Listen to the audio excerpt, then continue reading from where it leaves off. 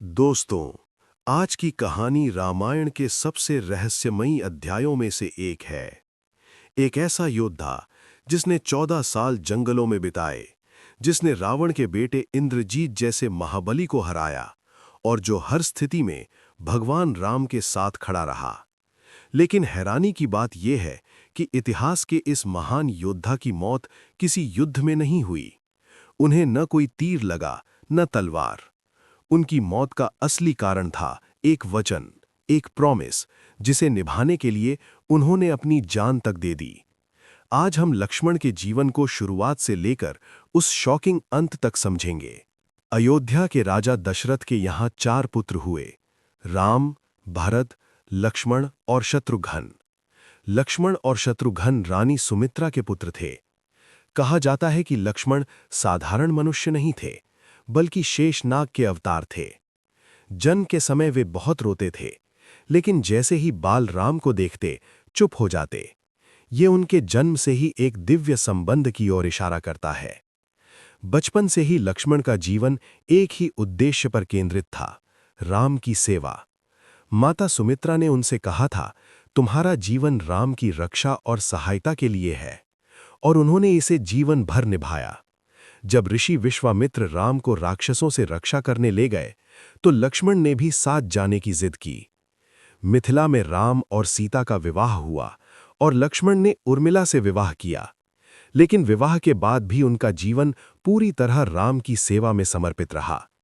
जब कैकेयी के कारण राम को वनवास मिला, तो लक्ष्मण बिना किसी हिचकिचाहट के राम और सीता के साथ चले गए। उन्होंने उर्मिला को उसी रात छोड़ दिया और 14 साल तक जंगलों में राम सीता की रक्षा करते रहे। कुटिया बनाना, रात भर पहरा देना, राक्षसों से लड़ना, हर पल वे सुरक्षा में खड़े रहे। इसी दौरान लक्ष्मण रेखा का प्रसंग आया, जिसके बाद सीता का हरण हुआ और आगे चलकर लंका युद्ध की शुरुआत हुई।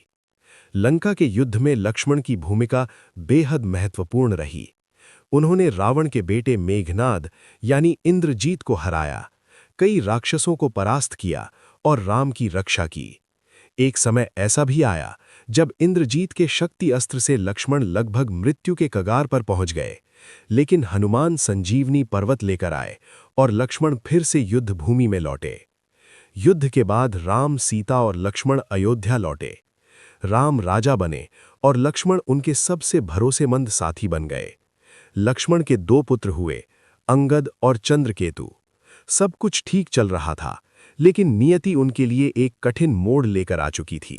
एक दिन महर्षि दुर्वासा महल आए और राम से तुरंत मिलने की मांग की। राम उस समय एक बेहद गोपनीय वार्ता में थे और उन्होंने लक्ष्मण को स्पष्ट आदेश दिया था कि जब तक मैं अंदर हूं, कोई भी आया तो उसे मृत्युदंड मिलेगा, चाहे अपना ही क्यों ना हो।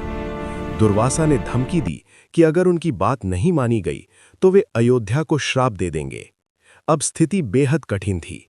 एक तरफ राम का आदेश, दूसरी तरफ पूरे राज्य का भविष्य। लक्ष्मण ने राज्य को बचाने के लिए दुर्वासा को अंदर जाने दिया और उसी क्षण उन्होंने अपने जीवन का अंत स्वीकार कर लिया। राम जानते थे कि अब राजधर्म के अनुसार वचन निभाना होगा, लेकिन इसका मतलब था अपने ही भाई का त्याग। लक्ष्मण बिना किसी शिकायत के सरयू नदी के तट पर गए। उन्होंने कहा कि उन्होंने जन्म से आज तक सिर्फ एक काम किया, राम की सेवा, और अगर उनकी मृत्यु से राम का वचन बचता है तो ये उनके लिए सम्मान है। उन्होंने योग बल से शरीर त्याग दिया और अपने दिव्य रूप शेषनाग में वापस लौट गए। लक्ष्मण की कहानी हमें सिखाती है कि जिम्मेदारी कभी-कभी निजी भावनाओं से बड़ी होती है। वचन की कीमत बहुत भारी हो सकती है, और सबसे बड़ा बलिदान युद्ध में नहीं, बल्कि सही निर्णय लेने में होता है। लक्ष्मण का जीवन बताता है कि सच्चा साहस त्याग में होता है।